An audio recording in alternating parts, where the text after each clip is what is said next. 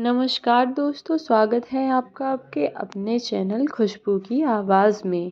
तो आज की कहानी है कि पिता को डाल दिया जानवरों के कमरे में, फिर दामाद ने फरिश्ता बनकर बचाई बूढ़े ससुर की जान। अरे बाबूजी, इधर उधर क्या घूम रहे हैं? क्या चाहिए तुमको? तुम कमरे से बाहर क्यों आए? अगर मंजू आ गई तो फिर चिल्लाएगी। राजकुमार जी डरते डरते से बोले, बेटा बहुत प्यास लगी थी, कोठरी में पानी नहीं था, इसलिए यहाँ आना पड़ा। बेटा बोला, तुम एक काम करो बाबूजी, तुम्हें क्या चाहिए मुझे बताओ और कमरे में जाकर बैठ जाओ।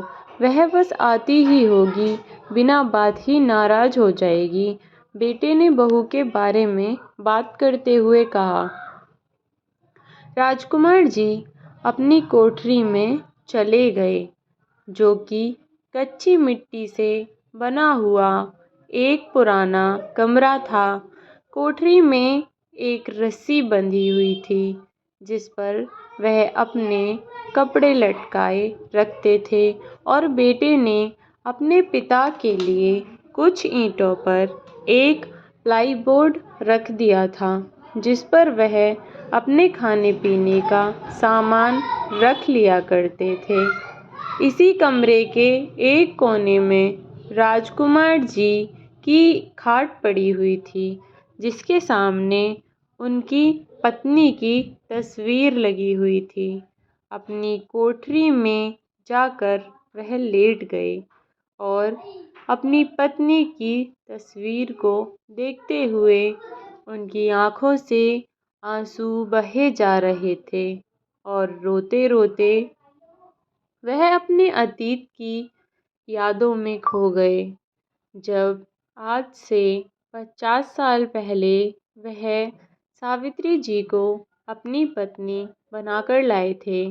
शुरू शुरू में किसी बीमारी के चलते वे दोनों माता पिता नहीं बन पा रहे थे, पर उन दोनों ने लाखों जतन किए। सावित्री जी ने हर मंदिर, हर मज़ार के चक्कर लगाए, और राजकुमार जी ने भी कोई कसर नहीं छोड़ी। गांव, शहर, आसपास हो या दूर हो, उन्होंने हर अस्पताल के चक्कर लगाए, और हार कर भगवान को उन दोनों पर तरस आ गया। और 10 साल के इंतज़ार के बाद एक दिन ऐसा भी आया, जब ईश्वर की कृपा से सावित्री जी ने 2 जुड़वा बच्चों को जन्म दिया, एक बेटा और एक बेटी। उन्होंने बेटे का नाम रोशन और बेटी का नाम रोशनी रखा। समय के साथ साथ बच्चे बड़े होने लगे। देखते देखते उनकी पढ़ाई पूरी हुई। अब उन्होंने अपनी बेटी की शादी बड़े धूमधाम से की। उनके दामाद एक बहुत ही समझदार और सुलझे हुए व्यक्ति थे, या यूं कहो कि दामाद के रूप में उन्हें एक बेटा मिल गया था, किंतु सरकारी नौकरी के चलते वह अधिकतर बाहर ही रहते थे। बेटी की शादी के अगले साल ही उन्होंने बेटे की शादी भी करवा दी। शुरू शुरू में तो सब ठीक ठाक ही था, लेकिन धीरे धीरे बहू के रंग ढंग बदलने लगे। लेकिन जैसे ही बहू ने अपने रंग बदले, सावित्री जी ने भी उसे तगड़ा झटका दिया। सावित्री देवी जी जितनी साधारण और सरल स्वभाव की थीं, उतनी ही कड़क भी थीं। जैसे को तैसा व्यवहार करना उन्हें अच्छे से आता था, इसलिए सावित्री जी के जीते जी वह कभी अपने मन की ना कर पाई। लेकिन उनके जाने के बाद उसने राजकुमार जी की जिंदगी जैसे जहन्नुम बना दी थी। अभी 3-4 महीने पहले ही उनका देहांत हो गया। तब से रोशन की पत्नी अपने ससुर को इतना सताने लगी, जिसकी शायद कोई कल्पना भी ना कर पाए। इसीलिए बेटे ने भी समस्या का समाधान निकलने के लिए न ही तो अपने पिता को घर में रहने दिया, और न ही घर से बाहर निकाला।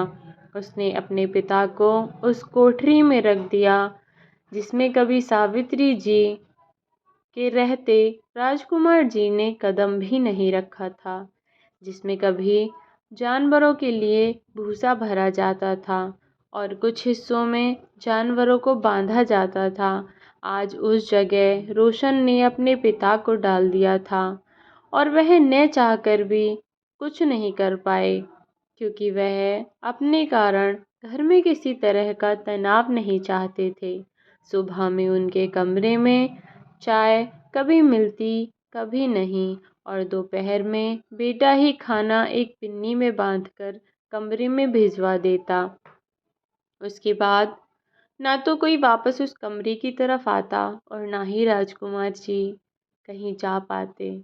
वह वहीं पड़े रहते थे दिन रात, क्योंकि उन्हें वहां से बाहर जाने की मनाही थी। वह कोठरी अब उन्हें जैसे कोई काल कोठरी नजर आने लगी थी। उनका घर ही उनके लिए कैद बनकर रह गया। कभी कभी वह सोचते कि शायद मैं इसी काल कोठरी में मर जाऊंगा, पता नहीं बाहर की दुनिया देख भी पाऊंगा या नहीं। फिर एक दिन जैसे भगवान को उन पर तरस आ गया और बिन बताए उनके दामाद और बेटी उनके घर पर पहुंचे। वह अचानक वहां पहुंचकर सबके चेहरे पर खुशी देखना चाहते थे, लेकिन जैसे ही वह पहुंचे और निधि ने दरवाज़ा खोला, उन्हें देखते ही उसके चेहरे के रंग उड़ गए। उसके चेहरे का रंग उड़ा हुआ देख रोशनी उसके चेहरे के आगे हाथ घुमाती हुई बोली, भाभी कहाँ खो गई आप? हम अंदर आएं या दरवाजे पर ही खड़े रहें?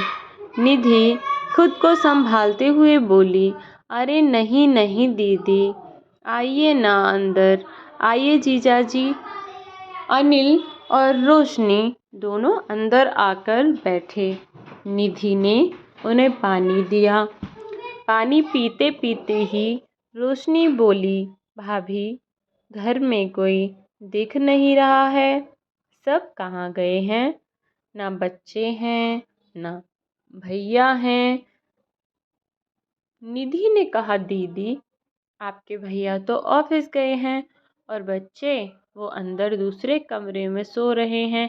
निधि ने पानी के लिए ठंडा दिया और नमकीन बिस्कुट रख दिए। तभी अनिल ने कहा, और पापा वो कहाँ हैं भाभी? निधि की तो जैसे सिट्टी पिट्टी गुल हो गई। वह थोड़ा हड़बड़ाते हुए बोली, पापा जी वो तो अभी आपके आने से पहले ही निकले, बस यहीं पड़ोस में होंगे कहीं। तभी रोशनी को कुछ बर्तन गिरने की आवाज़ आई। वह बोली, भाभी ये आवाज़? तभी निधि झट से बोली, वो बच्चे के कमरे में जो कूलर लगा है ना, वह थोड़ा सा आवाज़ करता है। रोशनी बोली, अच्छा चलो कोई बात नहीं भाभी, इस बार तो भैया और पापा दोनों से मिलकर जाऊंगी। हर बार बस आती हूँ, घंटे 2 घंटे में चली जाती हूँ, पर इस बार सब काम से फ्री होकर ही आई हूँ, 2-3 दिन के लिए। यह सुनते ही तो जैसे निधि के हाथ पैर फूल गए। वह बोली, 2-3 दिन? रोशनी हंसते हुए बोली, क्यों भाभी चले जाएं क्या? तभी निधि ने कहा, अरे नहीं दीदी, 2-3 दिन क्यों, जब तक आपका दिल करे तब तक रहो। दीदी मैं अभी आती हूँ, आप बैठो। वह गई और रोशन को फ़ोन लगाकर बोली, सुनिए आपकी बहन इस बार रहने के इरादे से आई हैं, अभी आराम कर रही हैं, पर उठते ही फिर से अपने बाप के बारे में पूछने लगी तो मैं क्या कहूँगी? रोशन बोला, तुम फिक्र मत करो, मैं आज थोड़ी जल्दी आ जाऊँगा, आकर सब संभाल लूँगा, तुम आराम करो। दोपहर में सभी आराम से सो रहे थे। जब रोशनी और उसके बच्चे जागे तब निधि के बच्चे भी जाग चुके थे। दौड़ते हुए वह रोशनी के पास आए और बुआ बुआ करते हुए उसके पास दौड़े आए। वह बोले, बुआ आप हमारे लिए क्या लेकर आई हो? रोशनी ने भी बच्चों को बैग से कपड़े निकाले और बच्चों को देते हुए बोली, कैसा लगा बुआ का गिफ्ट? बच्चे बहुत खुश हुए और फिर नए नए कपड़े पहनकर पूरे घर में घूमने लगे।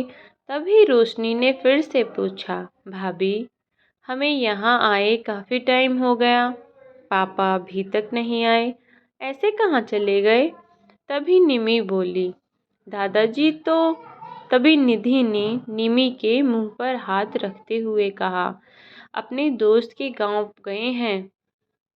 वो पास में ही एक गांव है जहां पापा जी के कोई दोस्त रहते हैं, तो वह वहीं गए हैं। रोशनी को थोड़ा अजीब लगा। अच्छा भाभी, हमें पापा ने कभी बताया नहीं इस बारे में। खैर, आप ये तो पूछो कि वह कब तक आएंगे। आपने बताया उन्हें कि हम आए हुए हैं? निधि बोली, दीदी पापा जी के पास फ़ोन नहीं है, इसलिए थोड़ा देर रुकिए, आपके भैया आ जाएं, वो आपकी बात करवा देंगे। वह लोग इसलिए रोशनी के सामने सच नहीं आना देना चाहते थे, क्योंकि उन्हें पता था कि रोशनी को अगर उसके पिता ने बता दिया कि ये लोग उनके साथ कैसा व्यवहार कर रहे हैं, तो रोशनी उन्हें छोड़ेगी नहीं। इसलिए उससे सच छुपाने की कोशिश की।